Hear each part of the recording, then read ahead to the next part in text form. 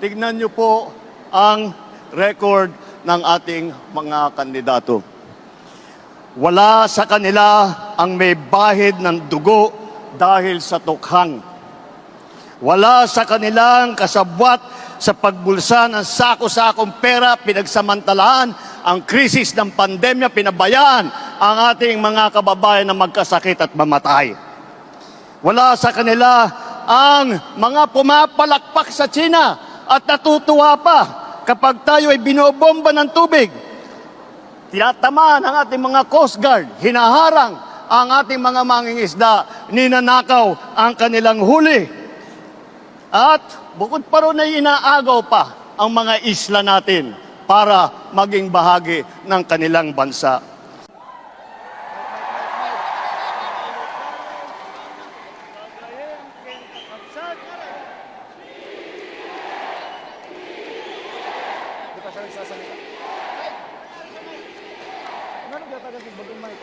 Kailyan, Kailuganos, Kagayem, Ken, Kakabsat, na imbag nga malemyo amin.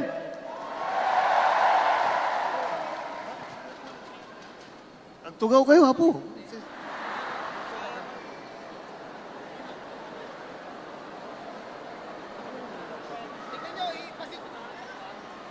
Parang mahirap makapaniwala na nandito na naman tayo sa kampanya. Napakabilis ng panahon. Napakabilis ng pagdaan ng 3 taon na akala natin ay magiging mas matagal. Ngunit nandito nga tayo sa darating na halalan sa Mayo. At sinimulan po natin ang aming national campaign, kagaya ng dati, dito po sa ating minamahal na lalawigan ng Ilocos Norte. Andito po ang aming ipinagmamalaki ng mga kandidato para sa Senado. Ngunit, bagamat nakatuon ang pansin natin sa ating mga kandidato para sa Senado, huwag po natin kaligtaan ang halos 18,200 na local executive na ating ihahalal sa Mayo. Nabanggit ko po ito dahil may pagmamalaki ng alyansa na kami lang ang may kumpletong tiket mula sa senador hanggang sa sangguniang bayan ng pinakamaliit na bayan ng buong Pilipinas. At hindi pangkaraniwan ang mga aming kandidato. Hindi po kagaya ng mga nakikita natin sa mga iba't ibang partido. Hirap na hirap makakuha ng kanilang mga miyembro. Ang amin pong ipinagmamalaki at pinaglalaban ay subok na at matagal nang nagseserbisyo sa publiko.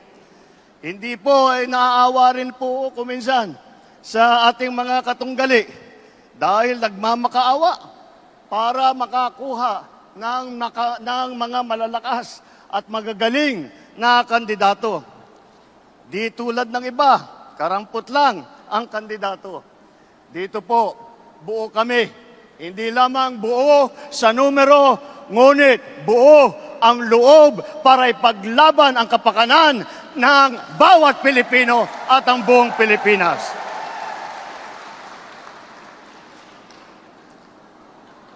Kaya naman,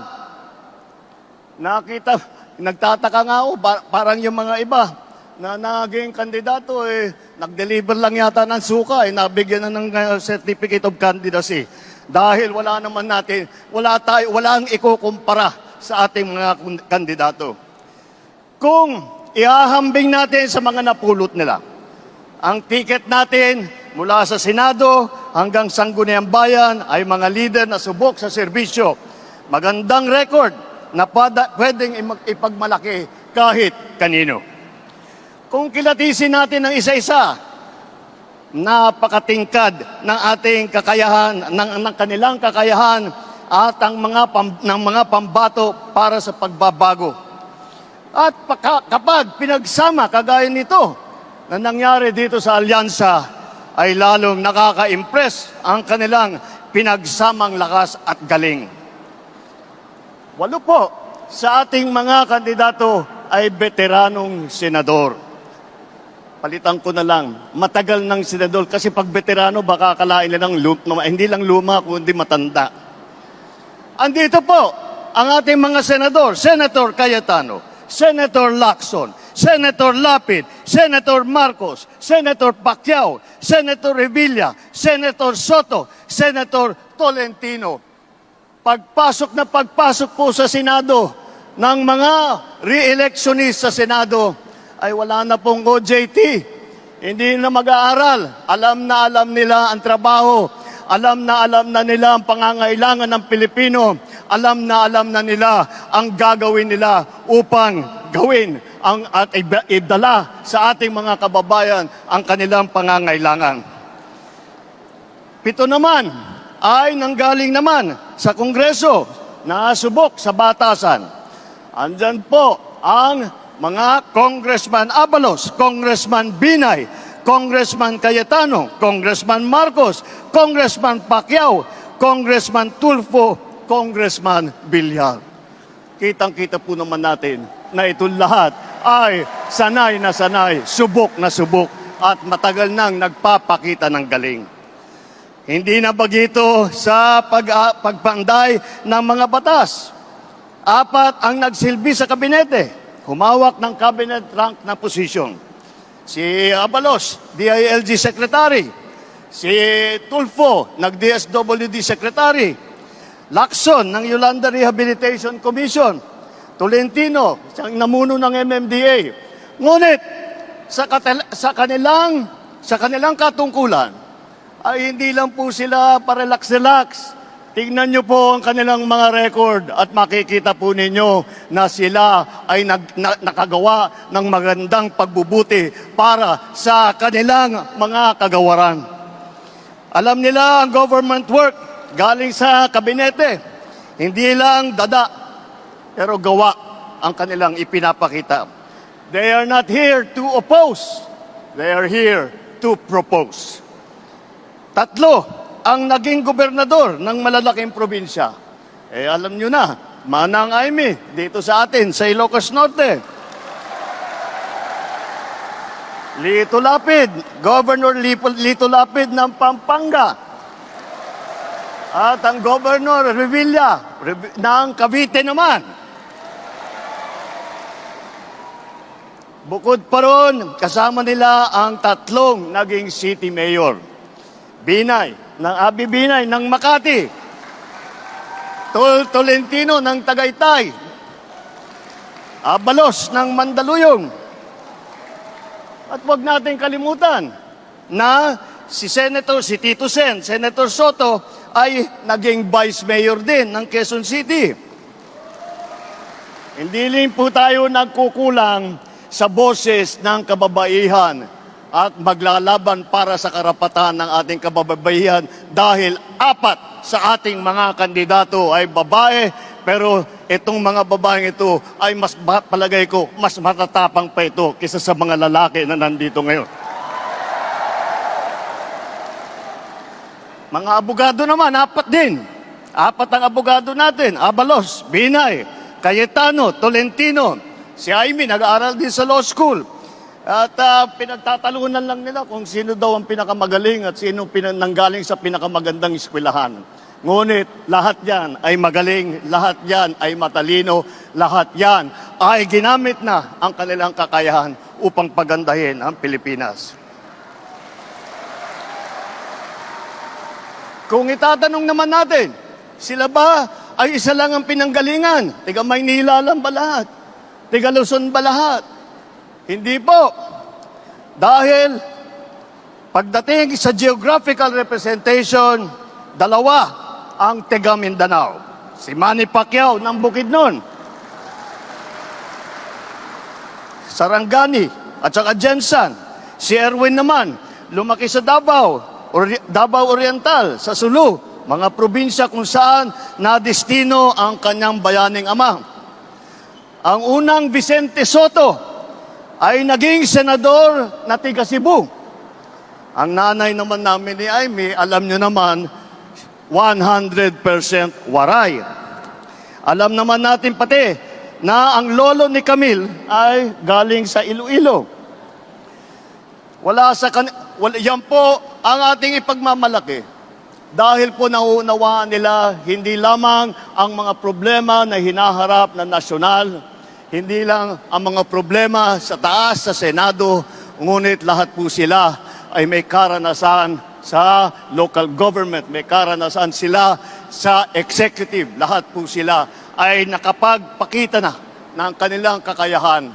Kaya't po ay kayang-kaya naming maipagmalaki. Bukod po dyan, tignan niyo po ang record ng ating mga kandidato. Wala sa kanila ang may bahid ng dugo dahil sa tukhang. Wala sa kanilang kasabwat sa pagbulsa ng sako-sakong pera, pinagsamantalaan ang krisis ng pandemya, pinabayaan ang ating mga kababayan na magkasakit at mamatay. Wala sa kanila ang mga pumapalakpak sa China at natutuwa pa kapag tayo ay binobomba ng tubig. Tinatamaan ang ating mga Coast Guard, hinaharang ang ating mga mangingisda, ninanakaw ang kanilang huli. At bukod pa ron ay inaagaw pa ang mga isla natin para maging bahagi ng kanilang bansa.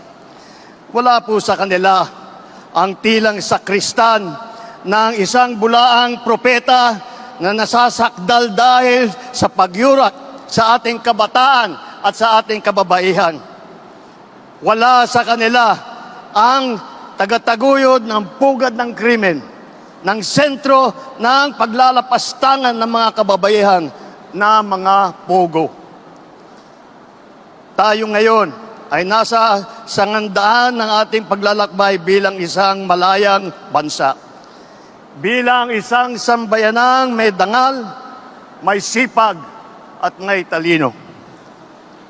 Tayo ba ay papayag na babalik sa panahon gusto ng kung kailan gusto ng ating mga liderato maging probinsya tayo ng China? Babalik ba tayo sa nakaraan na ibinubugaw ang ating bayan bilang isang sugalan ng mga dayuhan? Nais ba natin bumalik sa landas na umaapaw sa dugo ng mga inosenteng mga bata na inagaw sa kanilang mga anak, mga ina, kinuha sa kanilang mga tahanan at inagaw ang kanilang kinabukasan? Walang nagnanais na Pilipino na mabalik tayo sa ganyang klaseng pagpatakbo. Kaya naman, pakakatiyak po kayo na kapag ang ating mga kandidato ay naluklok sa Senado at sila ay nagsimula ng kanilang trabaho, asahan po ninyo na sila po ay hindi makikihalo, hindi makikilahok sa ganyang bagay na ating iniwanan na at na ayaw balikan. Ito po ang aming ipinagmamalaki. Ito po ang ating mga kandidato para ng alyansa para sa bagong Pilipinas. Ito po ang hinaharap namin sa inyo, ang pinakamagagaling na Pilipino, pinakamasipag na nagsiservisyo publiko, at ang buong buhay nila ay itinaya nila hindi lamang para sa kapakanan ng kanilang mga sarili, kung hindi po para sa inyo, para sa taong bayan, para sa Pilipino, at para sa Pilipinas. Kaya, sa darating na Mayo po, huwag nyo na pong tignan ang mga ibang mga pangalan. I-shade nyo na po lahat po itong nandito na nasa harap ninyo at gawing nating 12-0 ang ating resulta sa Senado. Nang sa ganon, matitiyak natin ang kinabukasan ng ating minamahal na Pilipinas. Mabuhay ang alyansa! Mabuhay ang bagong Pilipinas! Mabuhay tayong lahat! Maraming salam, Diyos, Nina, kada kayo aming